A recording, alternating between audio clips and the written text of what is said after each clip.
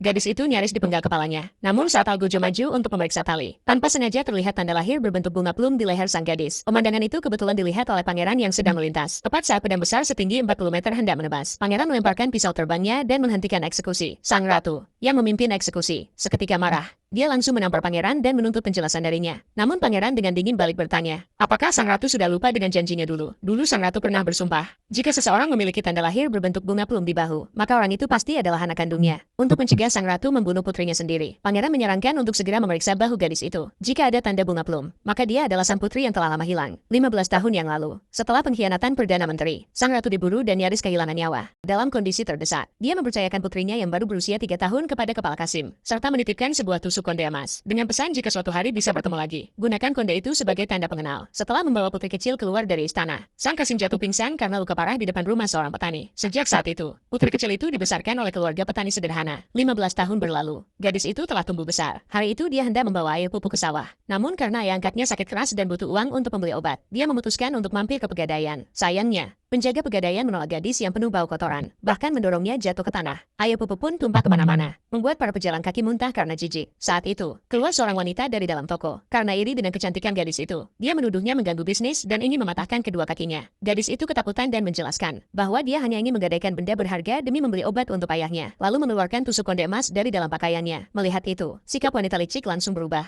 Dia tahu tusuk konde itu terbuat dari emas murni. Keserakahan pun langsung muncul dalam hatinya. Namun wanita licik malah melempar satu koin dan menyatakan bahwa benda itu kini miliknya. Lalu pergi dengan senyum puas. Gadis itu tahu dia tidak bisa melawan. Akhirnya hanya bisa duduk di tanah sambil memungut uang itu dengan penuh kesedihan. Yang tidak dia tahu, dia sebenarnya adalah putri kandung dari sang ratu. Setelah menumpas pemberontakan, sang ratu bertahun-tahun mencari anaknya yang hilang. Suatu hari, pangeran mendapat kabar bahwa sang adik berada di wilayah New York. Sang ratu mendengar itu dan sangat gembira. Dia segera memimpin rombongan menuju wilayah tersebut, lalu mengumumkan bahwa siapapun yang memegang tusuk konde emas adalah putri kerajaan. Tanpa sepengetahuan mereka, wanita licik tadi diam-diam menguping pengumuman itu. Barulah dia sadar bahwa gadis yang dia rampas tusuk kondenya adalah putri kandung ratu. Untuk menyamar dan mengambil alih identitas itu, dia langsung berlari masuk membawa tusuk konde, lalu berlutut di hadapan ratu dan memanggil, "Ibunda." Melihat tusuk konde itu, sang ratu langsung yakin bahwa dia adalah anaknya yang telah lama hilang. Namun bupati di sampingnya terlihat kebingungan, karena dia tidak tahu sejak kapan putrinya menjadi putri raja. Sang ratu yang sedang larut dalam kebahagiaan tidak menyadari kejanggalan. Namun pangeran merasa ada yang tidak beres. Dia pun bertanya dengan tajam pada sang bupati, mengapa tidak pernah melaporkan keberadaan tusuk konde itu untuk melindungi sang ayah. Wanita licik buru-buru berbohong, mengatakan bahwa tusuk konde itu sempat hilang sejak kecil. Baru-baru ini ditemukan kembali. Karena itulah dia tak bisa mengakui identitasnya selama ini. Sang ratu yang mendengarnya langsung murka dan bersumpah akan menghukum orang yang mencuri tusuk konde itu. Namun wanita licik malah memohon agar dia bisa membalas dendam dengan tangannya sendiri setelah mendapatkan izin dari ratu. Malam itu juga, wanita licik mengirim orang suruhan menyelinap masuk ke kamar gadis yang sebenarnya adalah putri kandung sang ratu.